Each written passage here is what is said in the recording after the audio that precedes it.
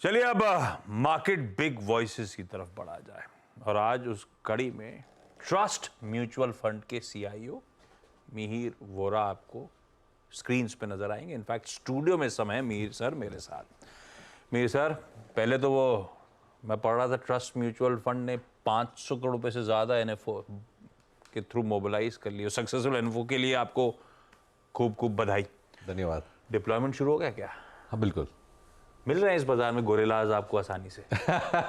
बिल्कुल मिल रहे हैं। जैसे हमने प्रेजेंटेशन में बड़ी खूबी से एक्सप्लेन किया था, गोरिल्लाज हर मार्केट में, हर मार्केट कैप बकेट में मिलते हैं और हमेशा मिलते हैं, क्योंकि India is a growth market और वो ग्रोथ में हम पार्टिसिपेट जरूर करेंगे। खैर कुछ ही दिनों की बात है जब मिहिर सर का अपडेट आएगा, डेटा का पता चल जाएगा गोरिल्लाज कौन कौन से इनके लिहाज से। लेकिन कौन सी की थीम्स हैं, क्या नजर आ रहा है? अब बड़ा इवेंट एक सामने खड़ा हुआ है, आप लोग फिर कोई थीम बेस्ड डिप्लॉयमेंट कर रहे हो? ऐसा कुछ नहीं है। देखिए, हमने बड़ी क्लियरली जब हमने एनएफओ किया था तो फिलॉसफी को एलेबोरेट किया था और with in the philosophy 3 themes हमने आइडेंटिफाई करी थी। तो एक तो है, एक प्रीमियम कंजम्पशन वाली थीम थी और फिनेंशियलाइजेशन ऑफ सेविंग्स जो डेमोग्राफिक्स के लिंक थी कि इनकम लेवल्स लोगों के बढ़ रहे हैं और हायर इनकम लेवल्स की जो कैटेगरी का ग्रोथ है वो ज़्यादा है, तो प्रीमियम कंजम्पशन, फिनेंशियल सेविंग्स के लिंक जो सेक्टर्स हैं उनमें हम काफ़ी पॉजिटिव है लॉन्ग टर्म के लिए।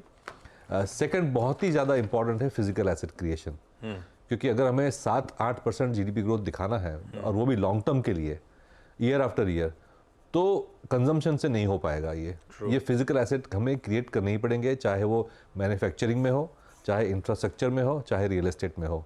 तो फिजिकल एसेट क्रिएशन एक बहुत बड़ा थीम है हमारे लिए।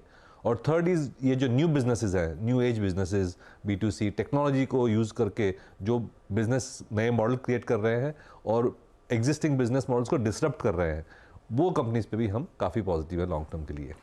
ये प्रीमियम कंजम्पशन मतलब अपना वो के वाला मामला, के शेप रिकवरी, जहां जहां वो प्लेयर्स को बेनिफिट हो रहा है ना, ऐसे कुछ हुआ। बिल्कुल। फिजिकल एसेट क्रिएशन मतलब अपने लिए हो गया कोई इंफ्रा, कोई capex related story, manufacturing, infrastructure, real estate. बिल्कुल।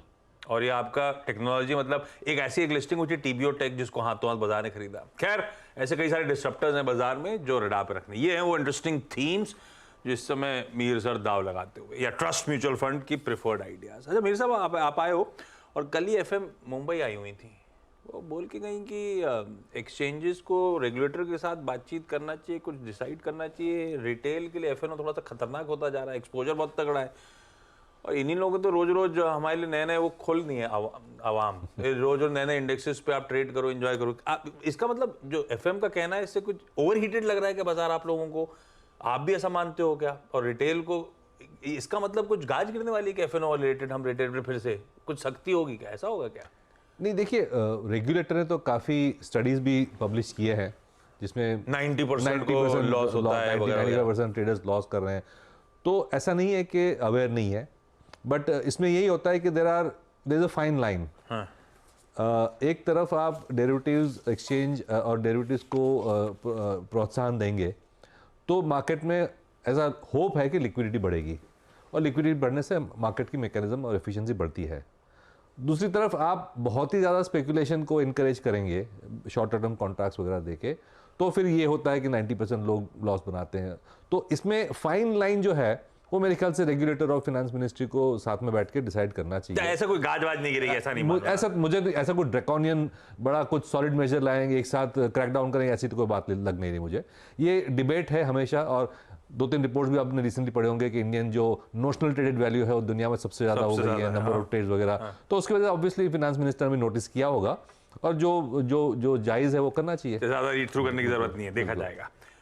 आप डीआईएस के पास तो बहुत पैसा है, आपके एनएफओ भी हाथों हाथ लोग ले रहे हैं, ये एफआईआईज क्यों खींच रहे हैं पैसा? क्या डर सता रहा है? या हमसे ज्यादा अट्रैक्टिव मार्केट ग्लोबली दिख रहा है उनको, या कोई और दिक्कत है? हमसे ज्यादा अट्रैक्टिव मार्केट एक ही है एज ऑफ नाउ, वो यूएस। तो फिर इस महीने मंथ टिल डेट 32-33 हजार करोड़ रुपए का माल छोड़ गए। क्योंकि ये जो है फंड फ्लो 2 वजह से विड्रॉ हो रहा है। ये इंडिया स्पेसिफिक विड्रॉल्स नहीं लग रहे हैं, इंडिया स्पेसिफिक रिडेम्पशंस नहीं लग रहे हैं। मुझे लग रहा है कि जो डेटा लग रहा है कि ग्लोबल फंड्स जो हैं, ग्लोबल इमर्जिंग मार्केट फंड्स है, वहाँ से पैसा विड्रॉ हो रहा है। और ग्लोबल इमर्जिंग मार्केट फंड में सारी मार्केट आ जाती है बड़ी बड़ी जो है। उसकी सबसे बड़ी वजह मुझे लग रही है कि एक तो यूएस की इकोनॉमी एक्सपेक्टेशन से ज़्यादा अच्छी कर रही है, तो एक शिफ्ट टुवर्ड्स लोकल हो रहा है। और second is even interest rates wise अगर देखें तो यूएस के इंटरेस्ट रेट्स काफ़ी अट्रैक्टिव लेवल्स पे हैं, हाई लेवल्स पे हैं, क्योंकि इन्फ्लेशन भी, तो वहाँ इन्फ्लेशन भी ज़्यादा है, इंटरेस्ट रेट्स भी ज़्यादा है और ग्रोथ भी ज़्यादा है। तो एक तरह से मैं कहूँगा अगर ग्रोथ और वैल्यूएशन का जो कंपटीशन है तो मेरे ख्याल से इट्स इंडिया वर्सेस यूएस। और इंडिया अनफॉर्चुनेटली इतना बड़ा नहीं है कि स्टैंड अलोन एक एसेट क्लास बन के बैठे रहे। तो जब ग्लोबल इमर्जिंग मार्केट फंड से पैसे विड्रॉ होते हैं तो उसमें से थोड़ा 10% जो हमारा वेट है वो इंडिया से भी विड्रॉ होता है। ये ग्लोबल विड्रॉल है, मुझे इमर्जिंग मार्केट से पैसा निकल रहा है, ये हमारे इलेक्शन वर्डिक्ट है, ऐसा कुछ ज्यादा रीड तो नहीं निकलने का। बिल्कुल नहीं, बिल्कुल नहीं। अगर आप देखें तो एफआईएस की भी पोजीशन जो है वो एफ&ओ में भी काफी घटी है। तो जो स्पेकुलेटिव पार्ट ऑफ एफआईआई है, जो एफ&ओ में काम करते हैं, not the long term investors, वो तो एनीवे पोजीशंस काट के बैठे हुए हैं। कब आएंगे वापस? देखिए फनी हंसने की बात ये है कि अगर आप फ्यूचर्स आउटस्टैंडिंग का स्टडी करें तो हमेशा टॉप पे एफआईएस की होल्डिंग, एफआईआई की पोजीशन सबसे ज़्यादा होती है और बॉटम में हमेशा एफआईएस की पोजीशन सबसे कम होती है। फ्यूचर्स की बात कर रहा हूँ मैं। तो आई डोंट थिंक हमें इनको इतना ज़्यादा स्टडी करना चाहिए, क्योंकि they are also momentum players frankly. वो ट्रेडर की तरह बिहेव करते हैं। जो स्पेकुलेटिव एफआईआईज है, हेज फंड्स है, उनकी बात कर रहा हूँ। जो लॉन्ग टर्म वाले एसेट वगैरह से वो तो चलो ठीक है, अपने लॉन्ग टर्म व्यू लेके आते हैं, लेकिन ये जो शॉर्ट टर्म जो हम देख रहे हैं 2000 करोड़ 3000 करोड़ का जो नोशनल सेलिंग हो रहा है रोज, वो मेरे ख्याल से ये फास्ट मूविंग एफआईआईज है, उनको हम इग्नोर करें तो बेटर है। अच्छा, एक टॉपिक जो आमतौर पर छिड़ता नहीं, अपन यूएस की बात करके रुक जाते हैं। आप लोग कंसर्न हो क्या जापान की इकोनॉमी को लेकर, बैलूनिंग डेट को लेकर, येन कैरी ट्रेड को लेकर, जो कंफ्यूजन अब बढ़ता चले जा रहा है, थोड़ा सा कंसर्निंग है कि आप लोग नजर रखे होगा उस पर? सी कंसर्निंग ये है कि ग्लोबल वॉलेटिलिटी बढ़ती रहेगी और ये of course is a big factor, लेकिन चाइना का स्लो डाउन है वो भी एक बड़ा फैक्टर है। एक दिन हमें लगता है कि China is coming back on a growth path, तो मेटल्स बढ़ जाते हैं, you know, all those global commodities go up. दूसरे दिन लगता है नहीं चाइना की रिकवरी सस्टेनेबल नहीं है, क्रेडिट ग्रोथ नहीं हो रही है, तो ये एक नैरेटिव बन जाता है चाइना का। दूसरे में हमें, जैसे आपने कहा, Japan is a big factor, yen carry trade, उसमें लगता है कि जापानीज येन इतना डिप्रिशिएट हो गया कि बैंक ऑफ जापान शायद क्रैकडाउन करेगी तो मनी विड्रॉ हो जाएगी ग्लोबल मार्केट से। बट मुझे नेट ये लग रहा है कि ऑल पुट टुगेदर अगर हम 1 2 3 साल का व्यू लेके चलें तो इंडिया से बेटर कोई मार्केट है नहीं इन टर्म्स ऑफ ग्रोथ।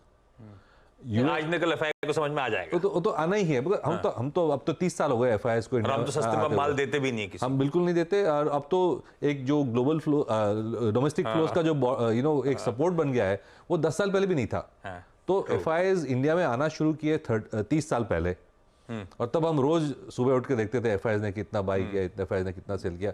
आप रिमेंबर करें कि लास्ट 1 साल में आपने कितनी बार first thing in the morning ये चेक किया? Exactly, first thing in the morning तो नहीं करा। अच्छा, मेरे साथ शाम का क्या प्लान है आपका? जा रहे हो क्या मोदी जी के रोड शो में? आप टीवी पे तो बिल्कुल देखेंगे। उससे याद आया, अभी वीरू के पास चलते हैं, लेकिन आप लोगों ने कुछ सिनेरियो पेंटिंग वगैरह कर रखी है क्या? 400 पार हुआ तो क्या खरीदूंगा, 350 400 पे रुक गया तो क्या खरीदा, ऐसा कुछ करते हो क्या आप लोग एक्सरसाइज? एक बेस केस लेके चल रहे हैं कि बेस केस है कि कोई ऐसा बड़ा शॉक नहीं आएगा। अभी within that outcome there are of course. तो ये जो विक्स भाग रहा था, ये बहुत पिट गया था, इसीलिए से बाउंस बैक कर गया। बहुत ज्यादा पिट गया था। मैंने हमारी volatility became lower than developed market volatility. तो वो ज्यादा उस तरह का रबर बैंड स्ट्रेच हो गया था, बहुत ज्यादा लो हो गया था, तो नॉर्मलाइज हो गया। एंड देखिए, कोई ऐसा इवेंट आना होता है तो हमेशा इन्वेस्टर्स जो है प्रोटेक्शन तो बाय करते ही है, और जब प्रोटेक्शन बाय करना होता है तो विक्स थोड़ा बढ़ता ही है। तो उसमें मुझे ऐसा कुछ डिस्ट्रप्टिव फैक्टर लग नहीं रहा है। हमारा बेस केस यही है, जैसे आपने कहा, हमारा नया फंड जो हमने रेज किया है वो ऑलरेडी हम लोग डिप्लॉय करना शुरू कर दिया। We are not waiting for ऐसा कोई इवेंट के उसके बाद ही करेंगे, ऐसी कोई बात नहीं। हम लोग डिप्लॉयमेंट चालू है। तो मेरे ख्याल से एक रेंज ऑफ आउटकम्स है, बट रेजिम चेंज वाला आउटकम हम लोग बिल्ट इन नहीं कर रहे हैं। ब्यूटीफुल। वीरू, मेरे से पूछ रहे थे वीरू कहाँ है? नहीं, मैं आप लोगों की मंत्रणा इतनी अच्छी चल रही थी, मैं स्टूडियो में जो इतनी अच्छी बात चल रही थी उसको सुन रहा था बैठ के। गया कहीं नहीं, मैं कार्यक्रम में ही मौजूद था। अच्छा, बाकी सारे मुद्दों पे मिहिर जी बात हो ही चुकी है। Irrespective of fact, I think जो भी इस इलेक्शन का आउटकम होगा, बाजार की अपनी स्ट्रेंथ होती है, बाजार अर्निंग्स को चेस करता है। ये बीता हुआ अर्निंग सीजन आपको सबसे स्ट्रॉन्ग कन्विक्शन किस स्पेस में देके गया, जो आपकी बाइंग लिस्ट में, एडिशन की लिस्ट में सबसे ऊपर अपीयर हो रहा है इस वक्त? देखिए, रिजल्ट्स अगर देखें तो बैंकिंग सेक्टर के रिजल्ट्स इन जनरल अच्छे आए हैं। FMCG में एक मिक्स बैग है, दो कमेंट्री थोड़ी पॉजिटिव देने का, for the first time commentary थोड़ी अच्छी आ रही है फ्यूचर वॉल्यूम ग्रोथ के बारे में। लेकिन मैं कहूँगा कि बहुत अच्छी सरप्राइज है कैपिटल गुड्स वाले जो इंफ्रास्ट्रक्चर और कैपिटल गुड वाले सेगमेंट है, उसमें मार्जिन्स और ऑर्डर बुक के काफ़ी अच्छे ट्रेंड्स दिखे हैं हमें। तो ये जो हमारी जो थियरी है कि एक इन्वेस्टमेंट लेड साइकिल चलेगी, वो मेरे ख्याल से एक हमें इंडिकेशंस मिल रहे हैं 1-2 क्वार्टर से कि जो private sector investments, public sector investments का मोमेंटम है वो बरकरार है और बिल्ट इन कर रहा है। तो मेरे ख्याल से मार्जिन्स अब जाके लग रहा है कि स्टेबलाइज हो गए हैं। इनफैक्ट काफ़ी सारी कंपनीज ने अभी भी अच्छे मार्जिन्स इंप्रूवमेंट दिखाए, खास करके ऑटो में, कंज्यूमर्स, ड्यूरेबल्स वगैरह में। लेकिन गोइंग फॉरवर्ड लग रहा है मार्जिन स्टेबल होगा और वॉल्यूम पिकअप होगा, तो एक अच्छी सस्टेन्ड रिकवरी हम बाजार में देख सकते हैं from the earnings point of view. Okay, अच्छा दूसरी बात है मिहिर जी, चाहे वो अगर जब आपको ग्लोबल सेटअप खेलना होता है, जब आप ग्लोबल सेटअप की बात करते हैं तो 2 सेक्टर्स जहन में आते हैं, आईटी, मेटल्स सबसे पहले आपके जहन में आते हैं। Metals at all time high और निफ्टी आईटी की स्थिति क्या है, and specially after the I think this quarter, आप जानते ही हैं, आई मीन बहुत वीक। बेटर क्या है इस वक्त चेस करना, या फिर किस में मोमेंटम परसिस्ट करेगा अगले 6 महीने में? अभी भी आईटी पे हमारा व्यू अंडरवेट ही रहा है, नेगेटिव ही रहा है काफ़ी टाइम से, क्योंकि मुझे लग रहा है कि जो हमने 2 साल की एक बंच्ड अप आईटी स्पेंडिंग देखी ग्लोबली, खास करके कोविड के लिंक, वो एक वन टाइम इवेंट थी। मुझे नहीं लग रहा है कि जो आईटी की ग्रोथ रेट है, आईटी सर्विसेज की मैं बात कर रहा हूँ, न्यू एज कंपनीज की बात नहीं कर रहा हूँ, आईटी सर्विसेज खास करके प्री कोविड का जो ग्रोथ था वो करीबन high single digits, low double digit वाला ग्रोथ था। I think we are back to that original growth rate. So ऐसी कोई एक्सेलरेटेड ग्रोथ मुझे दिख नहीं रही है, और जब हमें डोमेस्टिक इकोनॉमी पे ज़्यादा विश्वास है और हमें लग रहा है कि डोमेस्टिक लिंक सेक्टर्स ज़्यादा फास्ट ग्रो करेंगे, तो आईटी में फिर हम अंडरवेट रहेंगे। और मेटल्स की बात करें तो ये एक बड़ा कॉल आई थिंक चाइना पे हो जाता है कि चाइनीज़ रिकवरी सस्टेनेबल है कि नहीं, वो हम डिसाइड करके मेटल्स पे कॉल लेंगे। अच्छी बात यह है कि lot of our metal companies have gone with capacity expansion के प्लान्स अच्छे दिख रहे हैं। तो मेटल प्राइसेस और मार्जिन अगर स्टेबल भी रहेंगे तो भी बिकॉज ऑफ वॉल्यूम ग्रोथ हम अर्निंग्स ग्रोथ देख सकते हैं। तो उस तरह का व्यू लेके, वॉल्यूम ग्रोथ का व्यू लेके हम मेटल्स कंपनी में इन्वेस्ट कर सकते हैं। अंडरवेट मतलब पैसा डाल रहे हो, कम डाल रहे हो, ऐसा? बिल्कुल, क्योंकि कंफ्यूजन अभी है। कई बार क्या होता है कि सेक्टर का वेट सपोज 15% है, बेंचमार्क में है, तो आप 0 नहीं करोगे उसको, आप शायद थोड़ा बहुत खरीद लोगे, कम रखेंगे, 5% रखेंगे, 10% रखेंगे। क्योंकि जितनी टाइमलाइंस बाजार ने मानी थी फेड के एक्शन की कि दरें घटाएगा, सारी हेवायर जाती जा रही है। साल की शुरुआत में होना था, अब तो लग रहा है साल के एंड तक कुछ नहीं होने वाला।